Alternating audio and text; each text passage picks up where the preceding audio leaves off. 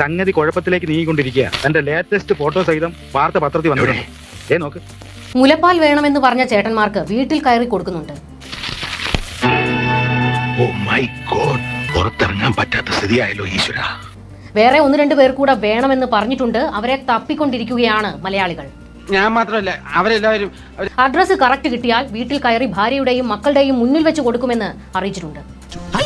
നന്നായി. നിൻಗೆ ನನ್ನ ಬಗ್ಗೆ ಗೊತ್ತಿಲ್ಲ ನನ್ನ ಹಂದಿ മകനെ. ഇതിന് താഴെ ചെന്ന് നാറിയ കമന്റ് ഇട്ടവന്മാരെ നാട്ടുകാരായ ചുണക്കുട്ടികളെല്ലാം കൂടി കേറി അങ്ങ് മേഞ്ഞു. അപ്പോ ചടങ്ങ് തുടങ്ങല്ലേ? ഞാൻ വേണ വലുതാലം വെച്ച് തുടങ്ങിത്തരാം. ജോർജ് ഇട്ട കമന്റ് എനിക്ക് വേണം എന്നായിരുന്നു. ഹോപ്ലെസ് ഡ്രീമർ എന്ന പേജിൽ നിന്ന് ഒരുത്തനിട്ട കമന്റ് വലിയ കുട്ടികൾക്ക് മുലപ്പാൽ കൊടുക്കുമോ എന്നാണ്. നീ തീർന്നടാ, നീ തീർന്നു. അയ്യോ, ഇനിയിപ്പോ അയ്യോ പത്തൊന്നും വിളിച്ചിട്ട് കാര്യമില്ല. ഇനി നിന്നെ സഹായിക്കാൻ ഈ ഭൂമിയിൽ ഞാനെന്നല്ല ഒരു മനുഷ്യന് സാധ്യമല്ല. സുകേഷ് പി മോഹൻ എന്നൊരു മാന്യനിട്ട കമന്റ് നല്ല കറവയുണ്ടെന്ന് തോന്നുന്നു. പന്നിയുടെ രൂപമുള്ള അവൻ എന്റെ കൈ കിട്ടി ചവിട്ടിരിച്ച് ചമ്മന്തിയൊക്കെ.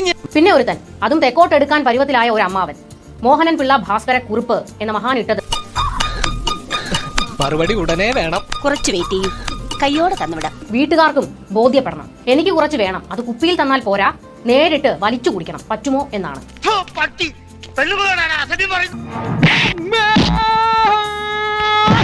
ഈ അമ്മാവൻ ഭാര്യയോടൊപ്പം അമ്പലനടയിൽ നിൽക്കുന്ന ചിത്രം ഉൾപ്പെടെ മലയാളി കുത്തിപ്പൊക്കിയിട്ടുണ്ട്. ഇതിനാണോ ഈ ഐറ്റം ഒക്കെ അമ്പലത്തിൽ പോകുന്നതെന്ന ചോദ്യമാണ് സോഷ്യൽ മീഡിയയിൽ വരുന്നത്.